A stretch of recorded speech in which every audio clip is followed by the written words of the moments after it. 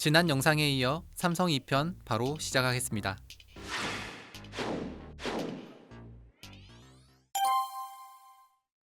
휴전 상태가 시작되자 많은 회사가 무역업에 뛰어들며 경쟁이 심해졌습니다.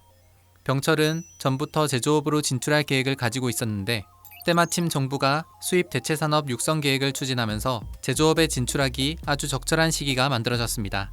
새로운 산업을 시작하기에 앞서 병철은 시장 조사를 시작했습니다. 그러다 삼성물산 주식회사에서 수입해오며 성공적으로 매출을 올려주던 설탕이 떠올랐습니다. 당시 국내에는 설탕을 제조하는 곳이 전혀 없었기 때문에 설탕은 수입에만 의존해야 했고 가격 또한 세계 시장의 3배나 비싸게 판매되고 있었습니다. 한편 미국으로부터 원조받던 원료 중에는 설탕의 원료인 원당이 있었습니다. 병철은 이러한 모든 상황을 잘 이용하여 사업을 전개했습니다. 이후 부산 전포동에 설탕 제조 공장 부지를 확보하고 일본 다나카 기계로부터 제당 기계를 들여왔습니다. 그리고 1953년 11월 5일 제1제당을 설립하게 됩니다. 수입 설탕에 전혀 뒤떨어지지 않는 품질의 제1제당 설탕은 수입품의 3분의 1의 가격으로 출시됐습니다. 그런데 출시 초기 사람들은 제1제당의 설탕을 거들떠보지도 않았다고 합니다. 당시에 국내에서 제조되는 제품이 거의 없었기 때문에 국산은 싸고 나쁘다는 막연한 불신이 있었습니다. 하지만 6개월 정도가 지나자 제1제당의 설탕은 불티나게 팔리기 시작했습니다. 덕분에 1953년 당시 100%였던 설탕의 수입 의존도는 1954년엔 51%, 1955년에는 27%, 1956년에는 7%까지 크게 떨어지며 수입 대체라는 목표를 달성했습니다. 그리고 1965년 제1제당에서 만든 설탕 브랜드가 바로 백설표입니다. 제1제당은 1993년 삼성그룹에서 분리되어 나온 뒤 지금의 CJ 제1제당이 됩니다. 삼성물산에 이어 제1제당까지 계속해서 사업이 성공하면서 병철은 새로운 기업을 하나하나 일으키는 창조의 기쁨을 느꼈다고 합니다. 그리고 또 다른 새로운 사업을 구상하게 됩니다. 그는 인간 생활의 기본이 되는 의식주를 떠올렸습니다. 제1제당은 식에 해당하는 사업이었고 이번에는 의에 해당하는 사업을 해보기로 결정했습니다. 당시 국내 섬유산업의 상황은 아주 열악해서 군용 모포 수준의 제품 정도만 생산이 가능했다고 합니다. 게다가 대부분의 양복은 미군 군복을 염색한 것이었습니다. 마카오를 통해 밀수한 영국제 복지로 만든 양복도 있었지만 일반 월급쟁이의 3달치 월급보다 더 비쌌습니다. 그래서 이 양복을 입은 사람은 마카오 신사라고 불리며 부의 상징이 되었습니다. 이런 상황 속에서 병철은 일반인들도 값싸고 질 좋은 양복을 입었으면 하는 바람으로 1954년 9월 15일 제1모직 공업주식회사를 설립했습니다. 그런데 400년 전통 영국 모직과 상대가 되겠어? 제1제당에서 돈 좀 벌더니 세상이 만만하지? 등의 싸늘한 반응만 되돌아왔습니다. 회사 내부적으로도 걱정스러운 분위기였습니다.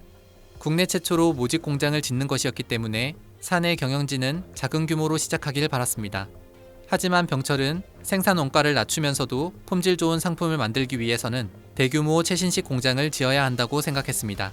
정부의 권유로 일본제 기계 대신 서독제 기계를 들여와서 대구 침산동에 7만 평 대지를 확보하여 당시 최대 규모의 최신식 공장을 짓기 시작했습니다.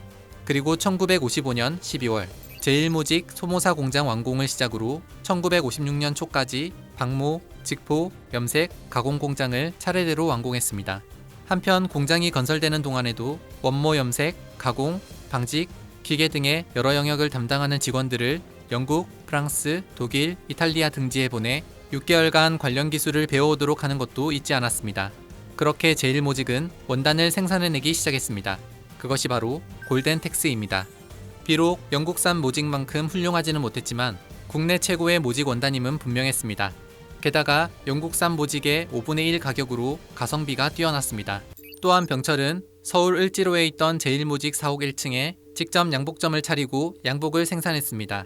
그리고 이 양복점의 이름을 자신이 좋아하는 꽃인 장미와 유럽의 양복지를 의미하는 라사를 합쳐 장미라사라 지었습니다. 하지만 국산품에 대한 불신 때문에 첫 해에는 큰 적자를 보게 됩니다. 그럼에도 포기하지 않고 어디를 가든지 제1모직에서 생산한 골덴텍스 양복을 일부러 입고 다녔다고 합니다. 역시나 시간이 흐르자 값싸고 품질 좋은 골덴텍스는 사람들의 마음을 사로잡았습니다. 제1모직의 성공 이후 모직 회사들이 우후죽순 생겨나기 시작했고 국내에서 생산한 모직만으로 완전 자급이 가능해지자 1958년 1월 정부는 소모사 수입을 완전 금지하기에 이르렀습니다. 제1재단과 제1모직이 성공한 이후부터 병철은 재물이 있는 가문, 재벌이라 불리기 시작했습니다. 1956년 이승만 정부는 공매불화를 통해 은행의 민영화를 추진하기 시작합니다. 원래는 정부 소유의 은행을 민영화하여 금융자율화를 하고자 했으나 5번이나 유찰되는 상황이 벌어졌습니다. 결국 정부는 불화 조건을 조정한 뒤 재벌들에게 은행주를 사달라고 요청하게 되는데, 이때 청광사, 지금의 사모그룹이 저축은행을, 곰표로 유명한 대한제분이 상업은행을, 개품그룹이 서울은행을 소유하게 됩니다. 그리고 삼성은 흥업은행 지분의 83%, 조흥은행 지분의 55% 등 4개의 시중은행 지분의 절반을 소유하며 금융기관을 장악하게 됩니다. 뿐만 아니라 병철은 호남비료 주식 45%, 한국타이어 주식 50%, 삼척시멘트 주식 70% 등 여러 기업의 주식들도 구매했습니다. 그러던 1960년 4월 19일 학생들과 시민들이 중심이 되어 이승만 정권의 부정선거를 통한 독재를 타도하는 반독재 민주주의 운동 4.19 혁명이 일어났습니다. 결국 1960년 4월 26일 이승만은 대통령직에서 하야했습니다. 이후 1961년 5월 16일 당시 육군소장 박정희의 주도로 5.16 군사 쿠데타가 일어납니다. 그리고 1961년 5월 29일 경제인 11명이 부정축제 혐의로 구속되는데, 그 명단의 가장 첫 번째가 바로 병철이었습니다. 결국 병철을 포함한 27개 기업의 소유주들에게 378억 800만 원이라는 추징금이 징수되었고, 그중 삼성은 103억 400만 원으로 전체의 27%를 차지했습니다. 여기에서 사용된 환이라는 화폐 단위는 지금 우리가 사용하는 원의 10분의 1의 가치를 가지고 있습니다. 그런데 병철은 부정축제 문제를 해결하는 과정에서 당시 국가재건 최고회의 부의장 박정희를 만나서 지금의 세법은 전시상태 세법 그대로 적용되고 있어서 1000환을 벌면 1200환을 세금으로 내야 하기 때문에 세율 그대로 납부했다면 기업 운영이 불가능했을 것이라며 억울함을 얘기했다고 합니다. 그리고 병철은 당장의 벌금을 내는 대신 기업가들에게 투자를 하여 국가에 도움이 될 기회를 달라고 요청합니다. 결국 병철의 요청은 투자명령이라는 법령으로 시행됩니다. 한편 1946년 일본에서는 2차 세계대전으로 무너진 경제를 다시 재건하겠다는 목적으로 민간 경제인들이 자발적으로 모여 게이단넨이라는 경제단체를 만들었습니다. 시간이 흘러 병철은 이를 벤치마킹하여 1961년 8월 16일 한국경제인협회라는 경제단체를 설립하고 이곳의 초대 회장이 됩니다. 이곳이 바로 현재의 전국경제인연합회 정경련입니다. 대지주의 아들로 자라 직접 대지주가 되기도 했던 병철은 농업 생산성을 더 높이기 위해 비료가 필요하다는 것을 알고 있었습니다. 하지만 당시 비료는 전량 수입에 의존하고 있었습니다. 그래서 몇 년 전부터 비료 공장을 지으려는 계획은 가지고 있었지만 4.19 혁명과 5.16 쿠데타 등 정치적 혼란을 겪으며 추진하지 못하고 있었습니다. 그러던 1963년 10월 15일 대한민국 제5대 대통령으로 박정희가 당선되었습니다. 이후 박 대통령은 병철에게 정부가 적극 지원할 테니 비료 공장을 지어달라고 요청합니다. 그렇게 1964년 8월 병철은 한국비료공업 주식회사를 설립하고 울산에 대규모 비료 공장 건설 계획을 세우기 시작했습니다. 일본에는 1년에 18만 톤을 생산하는 당시 세계 최대 비료 공장이 있었고, 소련에는 1년에 30만 톤을 생산하는 비료 공장을 기획하고 있었습니다. 그래서 병철은 그보다 더 큰 비료 공장을 짓기로 마음먹었습니다. 여러 상황을 고려하여 조율한 끝에 연 33만 톤을 생산하는 한국비료의 공장이 착공됐습니다. 그렇게 공장 건설이 80% 정도 진행될 무렵이었습니다. 1966년 9월 15일 경향신문을 통해 한 사건이 세상에 드러나게 됩니다. 일명 사카린 밀수 사건. 사건의 발생은 4개월 전인 1966년 5월 24일 한국비료 공장의 건설을 위해 일본 미쓰이 물산으로부터 건설자들을 들여오는 과정에서 비료의 원료인 사카린 55톤 정도와 양변기, 냉장고, 에어컨, 전화기 등을 대량 밀수한 것이었습니다. 이후 이것들을 되팔아 막대한 이익을 챙기고 한일 양국 정치인들이 나눠 가졌다고 합니다. 하지만 박 대통령은 직접 대검에 사카린 밀수 사건에 대한 전면 수사를 지시하며 삼성과의 선긋기에 나섰고, 당시 한국비료 상무였던 병철의 둘째 아들 창희는 구속되었습니다.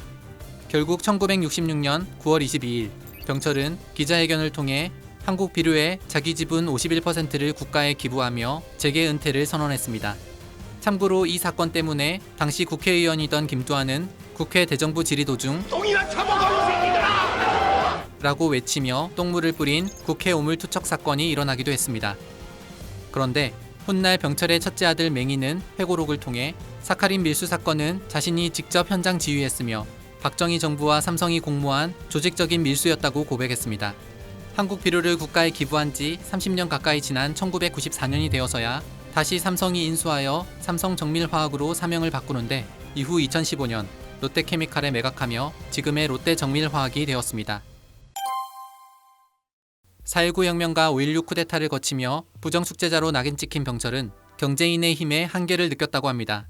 그래서 정치인이 될까 하고 생각도 했지만 정치보다 더 강한 힘으로 사회의 조화와 안정에 기여할 수 있는 게 없을까 생각한 끝에 종합 매스컴, 바로 언론을 만들기로 결정했습니다. 그렇게 1964년 5월 9일 라디오 서울이, 12월에는 동양텔레비전 방송이 개국되는데 이는 대한민국 최초의 TV 상업 방송이었습니다. 1965년 9월 22일 병철은 서울 소솜운동에 10층짜리 현대식 건물 중앙매스컴센터를 지은 뒤 다른 신문사 기자 다수를 스카우트하며 새로운 신문사를 창간했습니다. 그것이 바로 중앙일보입니다. 이후 라디오 서울과 동양텔레비전을 신사옥으로 이전하고 라디오, 텔레비전을 통합하여 동양방송, TBC가 됩니다. 그런데 사회의 조화와 안정을 기여하는 언론을 만들고자 시작하긴 했지만 막상 사카린 밀수 사건이 터졌을 때 중앙일보와 동양방송은 삼성의 우호적인 보도를 하다가 역풍을 맞기도 했습니다. 병철은 처음 라디오 서울과 동양텔레비전 방송을 창간할 때 홍진기를 사장에 앉히고 경영을 맡겼습니다.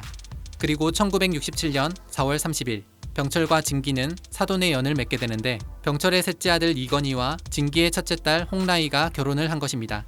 그러다 1979년 12월 12일 전두환을 중심으로 한 신군부 세력이 군사 반란을 일으킨 12.12 사태가 일어납니다. 정권을 잡은 전두환 정부는 TBC를 강제로 빼앗아 KBS에 흡수시키는 언론 통폐합을 추진했고 결국 1980년 11월 30일 TBC는 고별 방송을 끝으로 역사 속으로 사라졌습니다. 이후 중앙일보만 살아남아 운영되다가 1999년 삼성으로부터 분리되면서 홍진기의 아들이자 당시 중앙일보 사장이던 홍석현에게 인수되었습니다. 그러던 2011년 12월 1일 신문사가 종합편성 채널 사업이 가능하게 되면서 개국된 채널이 바로 JTBC입니다. 한편 1968년 봄 병철은 자신이 만든 안양 골프장, 지금의 안양 베네스트 골프클럽에서 40년 지기 절친을 만나게 됩니다. 바로 당시 전자산업으로 잘 나가고 있던 금성사의 대표 구인혜였습니다. 1956년 병철의 둘째 딸 이숙희와 이내의 셋째 아들 구자학이 결혼을 하며 이들은 사돈의 연을 맺기도 했습니다. 그런데 이날 병철이 던진 한마디에 두 사람의 관계는 완전히 박살나고 말았습니다.